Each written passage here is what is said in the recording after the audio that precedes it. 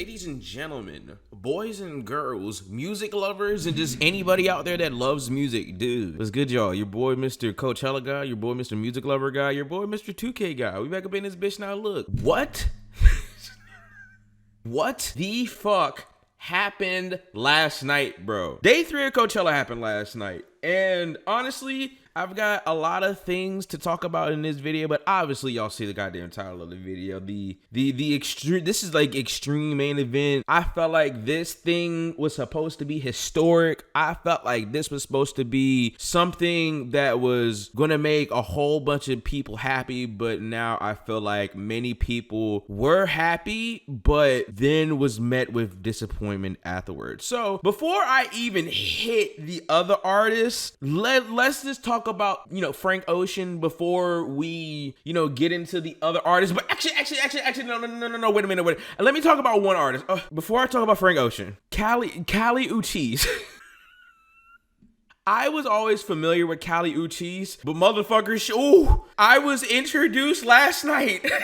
I was introduced to another level last night, and oh my God, goddamn. I tell you, like, oh my God, my mouth is kind of watering right now just thinking about it. Like, dude, I don't know what Kali Uchis was doing, but dude, she was double cheeked up on, she was acting like it was a Thursday morning or a Thursday evening. Well, that was God's day yesterday. Oh my God, dude. After all that, I am a Kali Uchis stan. Kali Uchis now has me in a chokehold and she ain't letting go, bro. Honestly, all of the women performances that I saw yesterday, dude, I'm about to simp for all of them. Dude. Kali Uchis, dude, when she would end the song, and then when she would just be like, thank you. I'm like, who you think you talking to with that sexy ass shit?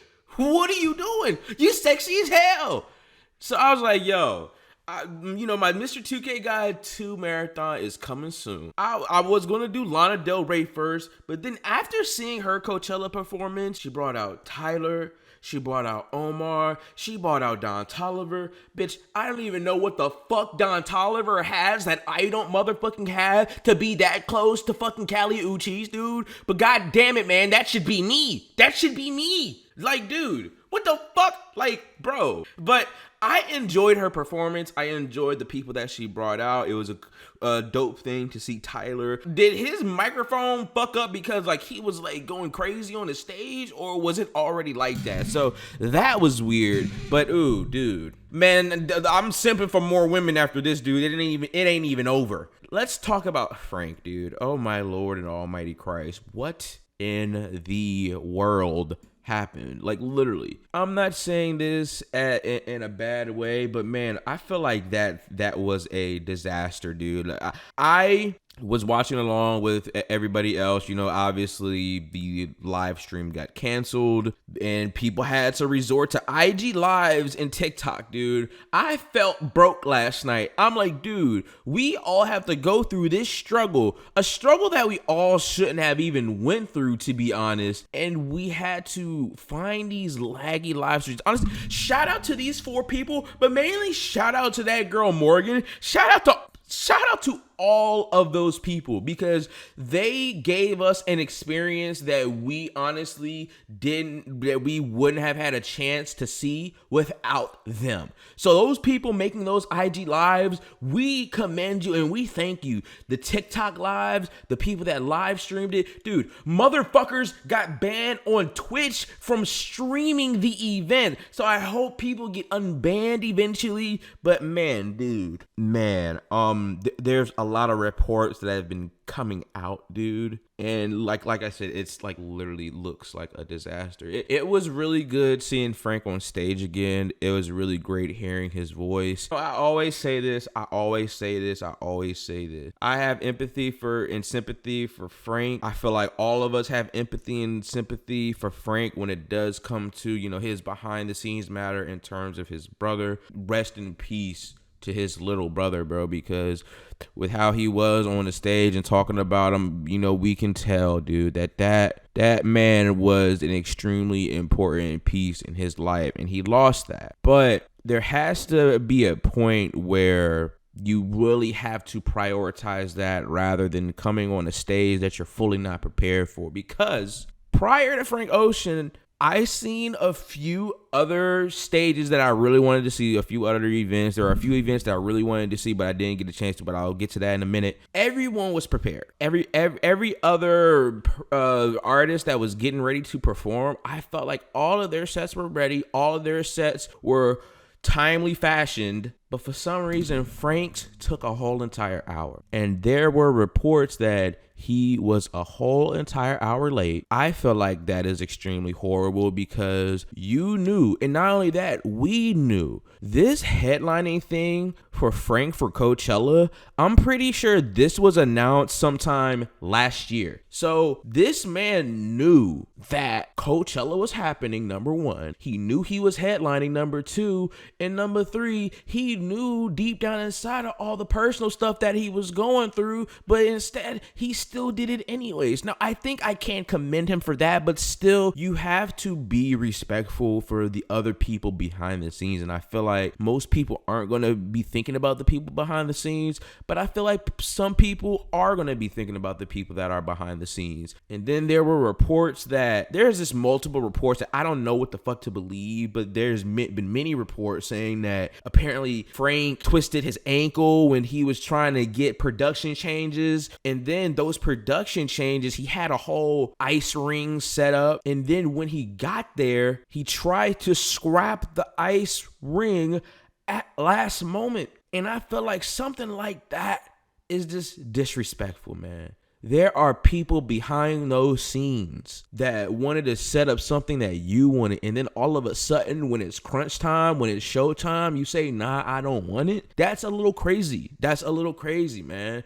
After all those people spent their hard work and hard time trying to set up something that you envisioned and you end up scrapping it, it's just really, really disrespectful to me, man, because, it's like I said, people behind those scenes probably work very hard, man. They probably work really hard. So that was something that it's just not good, man. It's just not good. And it's like when you know that it's like I said earlier, when you knew this was coming, you know what I'm saying? And I feel like because I hope that he didn't feel pressured to have to go to Coachella, dude, because I feel like that was probably potentially a thing as well. Maybe the man was pressured and just wanted to get this thing over with. I don't know, but there's certain specific things that you just can't do, bro. Like, people pay to come see you. People work very hard to get your set done, and it just came crumbling down. Now, I'll talk about the set list a little bit. He sounded beautiful, like always. His vocal sounded great.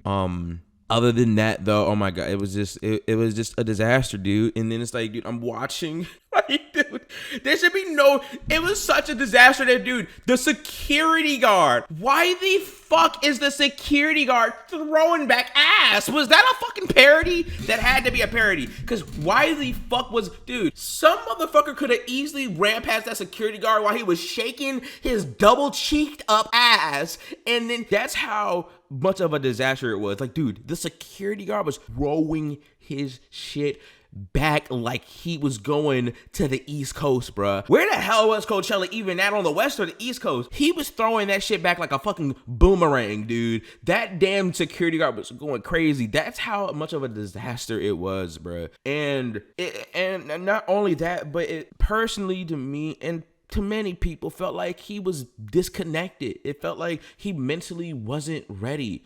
And I feel like if you aren't mentally ready, man, you don't have to do it. You do not have to waste these other people's times. You really don't have to. And it's like, I'm confused. Like, did the ice ring thing happen? Because I was watching and I didn't see any kind of ice ring thing. And then another thing Frank did, this was to his thing, also done last minute, they cut the live stream thing. So not only are all these outlets saying, hey, Frank is going to be on stream, Frank is going to be doing these things on stage, and then he comes and just crashes all that down. It's sad. And now we have to look at Frank as one of those guys where we can't even trust him. And that honestly pains me to even say that out of my mouth. But when artist constantly does these things, you have a hard time trusting that person. And I understand, I understand it, man. I understand that grieving that he is going through, bruh.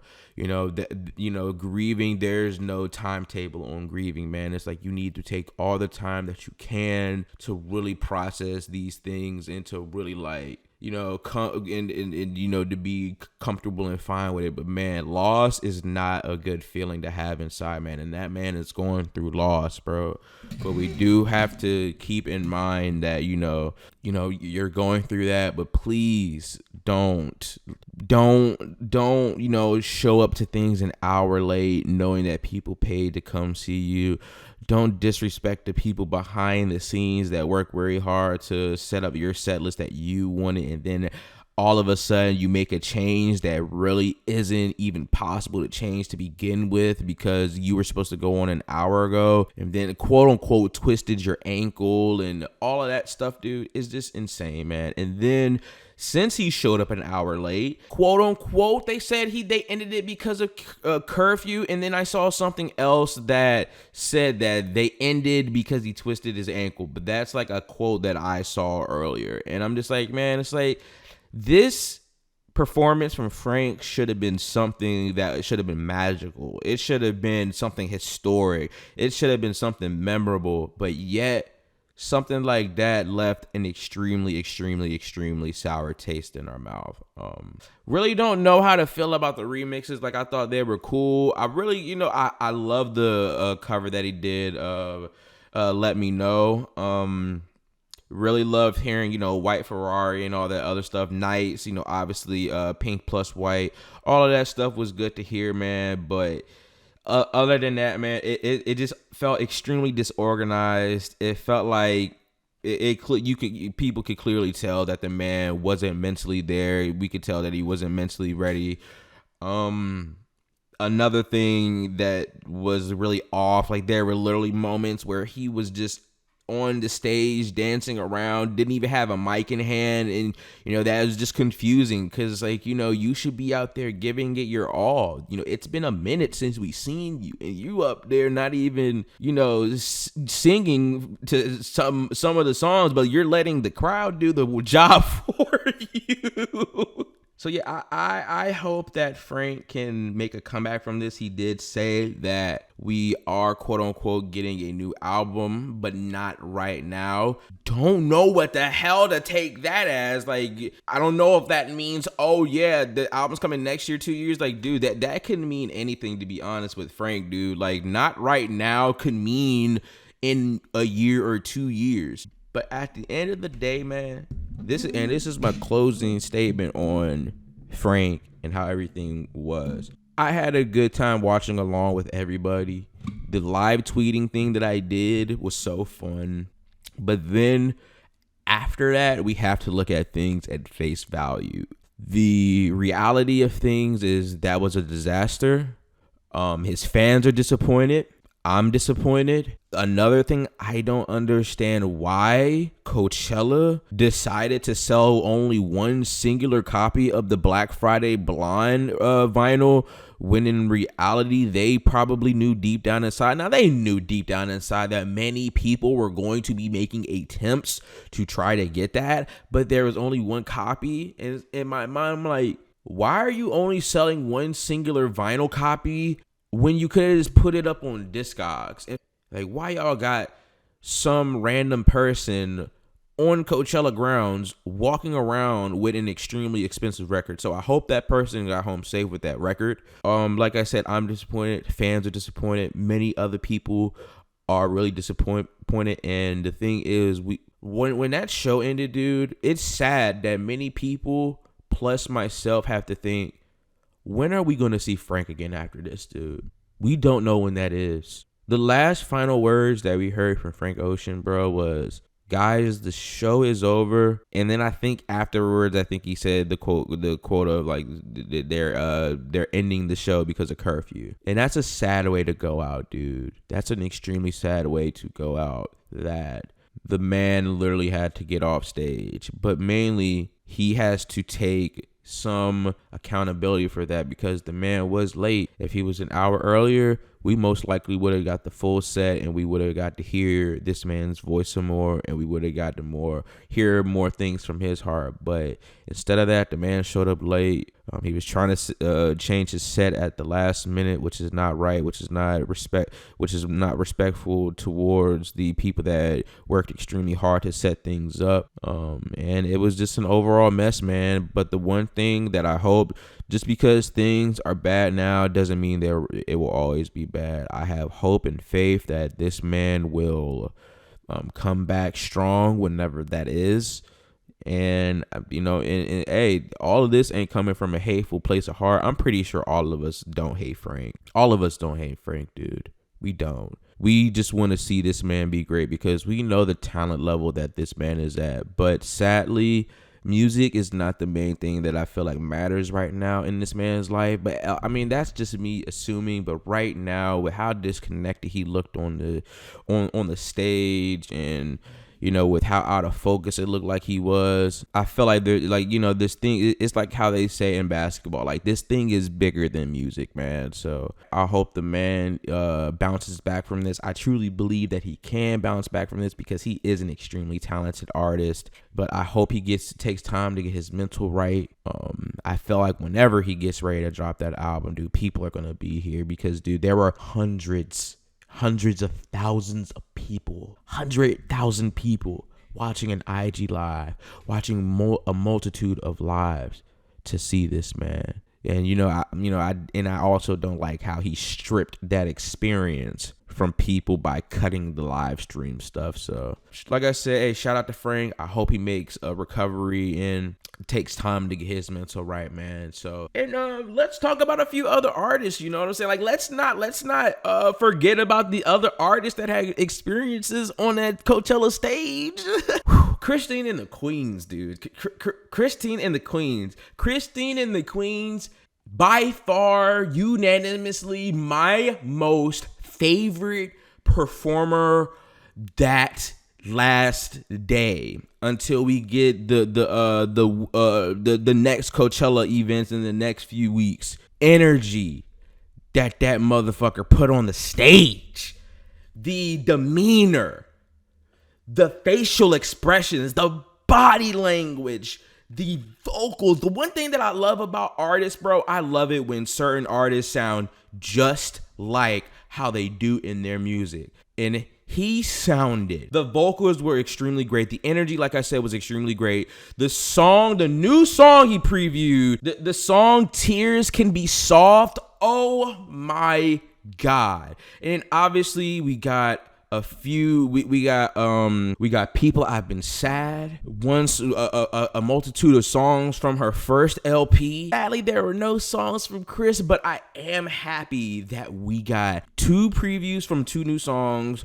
perform two of his new singles that released, and oh my God, it's just the energy that I saw displayed on there. Easily has been one of my favorite artists for the last year, but that just cemented it even more. That is what you call a There was one point I thought this motherfucker was goddamn possessed, dude, and that is how much passion that went into his performance, bro. That was the example of passion, bro. No Name. It was so good seeing No Name, dude. Many people obviously aren't gonna know No Name because No Name is kind of underground a little bit, but people that are music lovers, hip hop lovers, we know the talent level that No Name has, bro. Over the last few years, we've obviously seen her open her book club. She's been, promoting a lot of, political matters in terms of the Black community, which I'm happy that she has been doing over the course of the last few years. I think she's like deactivated her Twitter, which I do not blame her. Twitter is an extremely toxic place, but man, and on the stage, you could tell that she was nervous. And, I was like, dude, No Name looks so beautiful, dude. Like, man, like I was really, really happy to hear the music. I was like, dude, this is Black music, bro. Like, it just sounded so beautiful. She did a few songs from Telephone. She did a few songs from Room 25, and I cannot wait to hear her next album, dude. But yeah, I just thought it was extremely adorable because you could tell that she was extremely nervous. She was still up there rapping her ass off and still giving an extremely good show. It was awkward at some moments where, she was trying to get the crowd involved and stuff, but she was still up there doing her thing. And It was great hearing Diddy Bop. It was great hearing Reality Check. It was really dope to see a few of the artists that was on Telephone. Cannot wait till we receive her next album, bro, which she announced I think last month. So that is extremely exciting. My mouth is getting ready already. Charlie XCX was up there looking finer than a fucking motherfucker. See, that's the thing. I'ma say it later, what I'm about to say. But Charlie XCX was like, dude, it was so good. I wish that she did the regular version of Crash, because I love the regular single version of Crash because it's got that new swing vibe, it's got that electric vibe, it's got that poppy vibe. It's a really great fucking song. Like, it was in my songs of the year last year. That was the only thing I was a little sad about. I'm like, damn it, I really wanted to hear Crash till its full potential, but she didn't do it. Dude, the performance of Lightning, her energy was very great. See, that's the thing, man. Kali Uchis had great energy. Kali Uchis' vocals was off a little bit, but she was saying a multitude of times that it's hot as hell up here. It's like, how you gonna have that Latin queen up there burning up Coachella? Like, what are you doing? Where is the goddamn AC? Charlie XCX, like I said, whew, oh my, like, why was she up there double cheeked up like that? She was up there looking beautiful, dude. Pure beautiful. Loved her in 1999. Rosalia, like, dude, I'm so glad I'm doing this because I'm putting my women on the, I don't know why the fuck I keep on saying my women. Rosalia, but another artist, just like Charlie XCX, dude. The vocals were just on point, dude. Sounded just like how she did in Motomami. And I love how she was up there putting that on display. She was putting that concept on display while on stage. She was that hardcore biker girl, and then she went into that, soft biker girl stage that was having those hard times. Like, dude, Biscochito came on, dude. Oh my, like, I could tell, like, she was feeling it. She was oh yeah, she was feeling herself right when that motherfucker come on. Like, she was ready, bro. And when I see Rosalia, I've seen her interviews, man, and that woman has passion, bro. Like, with the way I heard that woman talking about music in the interview with Zane Lowe, I think it was, and on the Apple Music thing, dude, that woman has passion for music, bro. And she displayed that last night on that Coachella stage, man. That woman has a lot of passion. She has a lot of dedication. She's a great songwriter. Motomami was a great album, and it had a great concept to it. I'm so happy that she did Hentai, bro.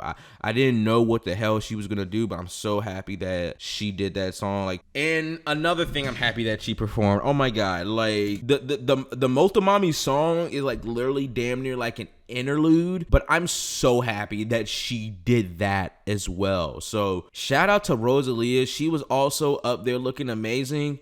Blackpink, they are amazing, dude. They are amazing. Dude, I feel like they are the best K-pop women group out there. Absolutely not. I do not agree with that, because I believe that there are many other great women K-pop groups, such as Twice, New Jeans, CSR, Billy. I feel like those groups that I named have that slight edge on Blackpink in terms of music quality, but we cannot deny their impact on K-pop so far. Like, dude, they had a whole entire event packed from front to back in America. They took that shit over, bro, and they did their thing, bro. I feel like they have like the perfect songs for performing in front of crowds,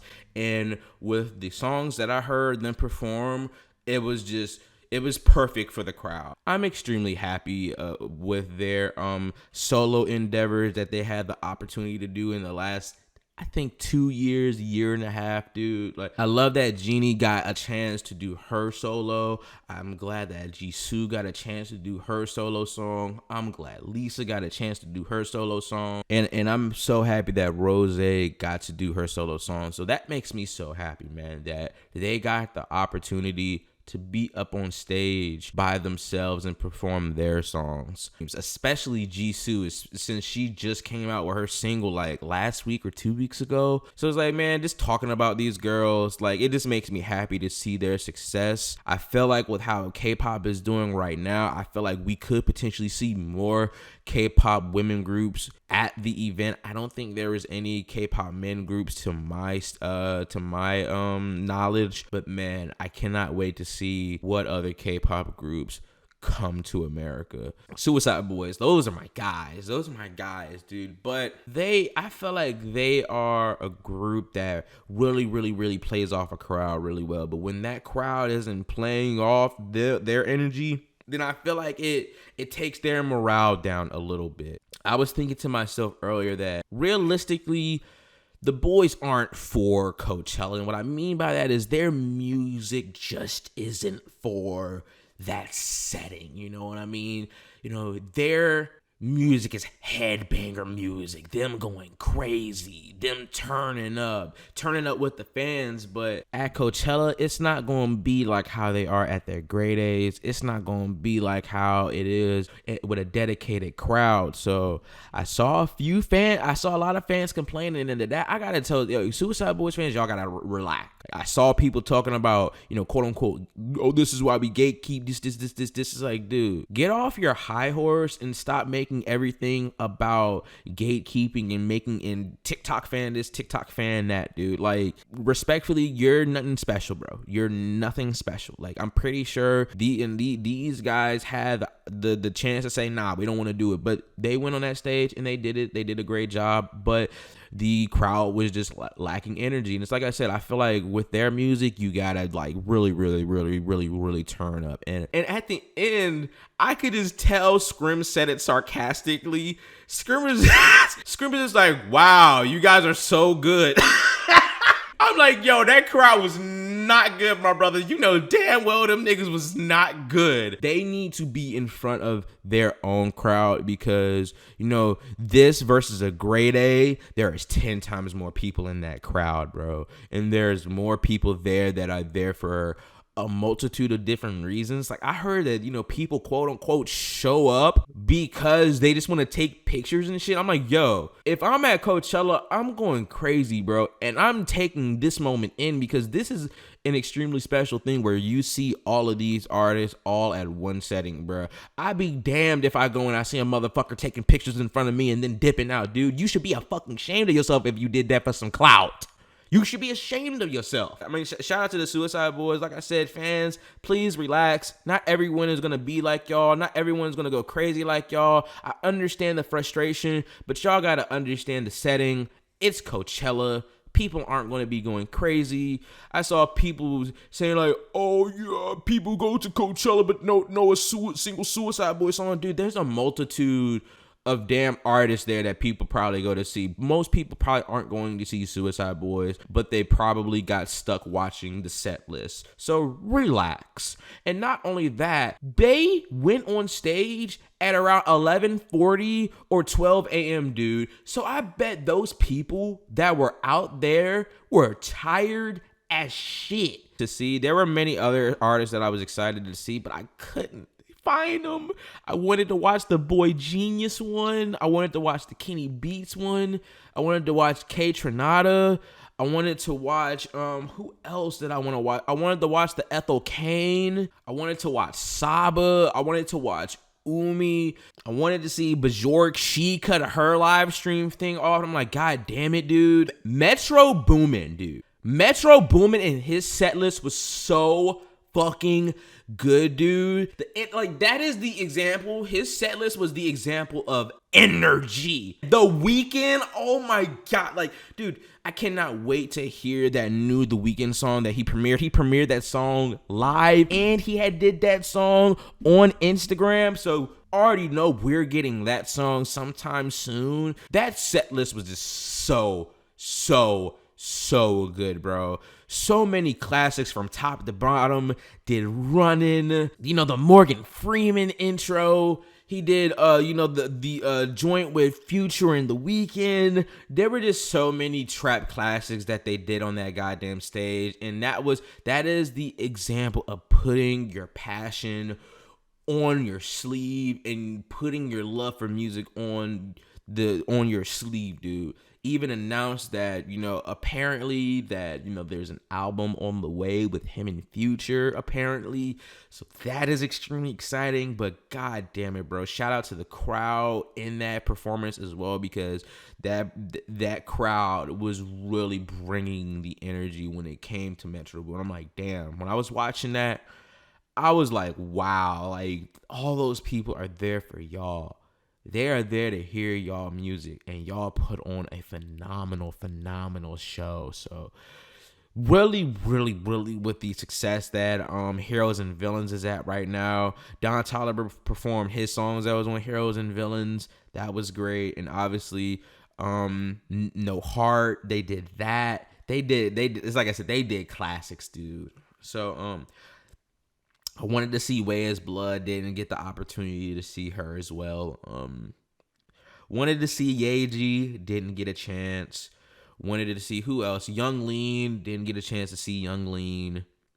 Pusha T, didn't get a chance to see Pusha T. K Tronada, really wanted to see him. Shout out to K Tronada, because I saw him when he was one of the performers at the Weeknd concert, and that man was killing it, dude. So shout out to K Tronada. And I wanted to check out Lotto a little bit because I heard that she dissed Nicki or something like that, but I didn't get the opportunity to see her perform.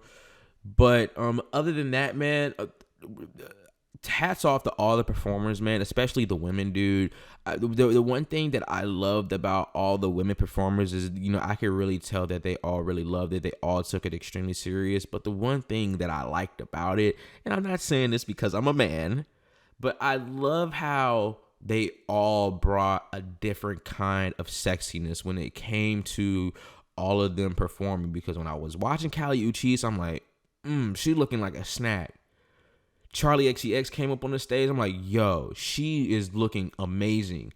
Blackpink, they had that aura of them. And that's the one thing that I loved about this Coachella thing is every single artist had a different kind of aura. They brought their own style. They went out there and output their own energy. And that was one thing I really, really, really loved, man.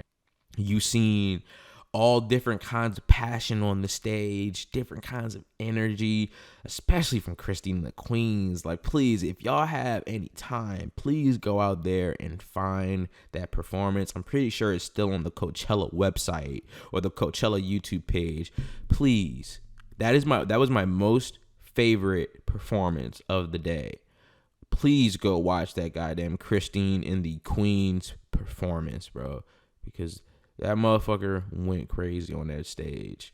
So, tell me what was y'all favorite what was y'all favorite performances of the Coachella days that went down for those 3 days.